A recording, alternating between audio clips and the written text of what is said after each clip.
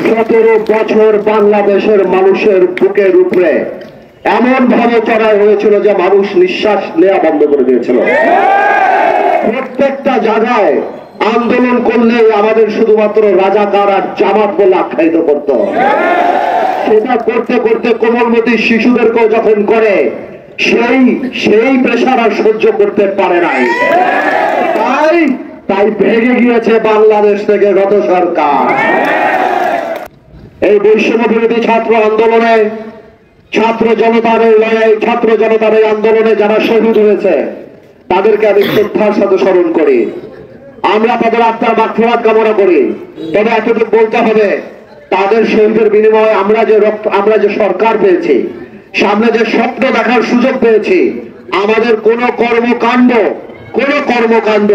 যাতে সেই আত্মত্যাগকে অপমান না করে। আমার আপনারা জানেন সেই 17 বছরে কত অত্যাচারিত মানুষ হয়েছে। 300 আসনে 300টা জল্লাদ দাঁড়িয়ে গিয়েছিল। অপকর্ম নাই এই আওয়ামী লীগের দালাল আর আওয়ামী লীগের স্বৈরাচারী সরকারের এমপিরা বাংলাদেশে করে নাই। 250টিরও বেশি ডিজাইন অপশন নিয়ে ওয়ালটন স্মার্ট ফ্রিজ, বোঝে আপনার প্রয়োজন। 17 বছরের এই অন্যায়ের কথা আমি 17 মিনিটে শেষ করতে পারবো না। আমি শুধু অল্প কিছু কথা বলছি। আমি সব সময় বলি, বড় নেতা হওয়ার চেয়ে ভালো মানুষ হওয়া অনেক বেশি জরুরি।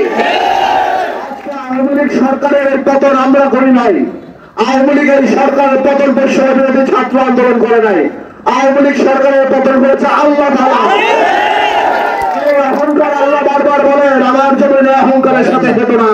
তুমি জমিন বিভিন্ন করতে পারবা না, আকাশ শুদ্ধ করে উঠতে পারবা না। আল্লাহ দম্ভকারীকে পছন্দ করে না। আজকে আল্লাহ এই শিক্ষা দিয়ে দিয়েছে, আমাদের এই শিক্ষা নিতে হবে। কিন্তু ভাইয়েরা আমার, এখন ডক্টর ইউনূস সরকার এসেছে, আমরা এই সরকারের পাশে আছি। আমরা বারবার বলেছি, রাষ্ট্র মেরামতের জন্য যত সময় দরকার আপনি নিন, আমরা আপনার পাশে থাকবো।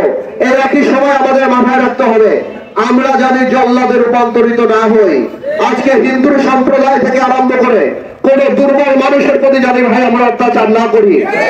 একটা কথা বলে, এই অত্যাচার করলে আল্লাহ মানুষকে বলবে, এই বিচার কিন্তু আমাদেরও হবে বাংলার মাটিতে। আমি বলে দিলাম, আমি সবাইকে অনুরোধ করব, অত্যাচারীর কোন জায়গা ভোলাতে ঠাঁই হবে না।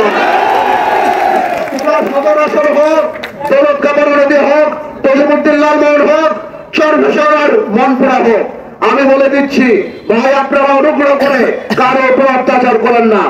মানুষের ভোটের অধিকার আমি আশা করি খুব শীঘ্রই আসবে। মানুষ ভোট দেবে, মানুষ তার নেতা বানাবে। মনে রাখবেন, এইটা কিন্তু আমাদের ক্ষমতা না, এটা আমাদের দায়িত্ব মানুষের জন্য কাজ করা। আমরা 17 বছর অত্যাচারিত হয়েছি, আমরা জানি আর নিজেদের দ্বারা অত্যাচারিত না হই।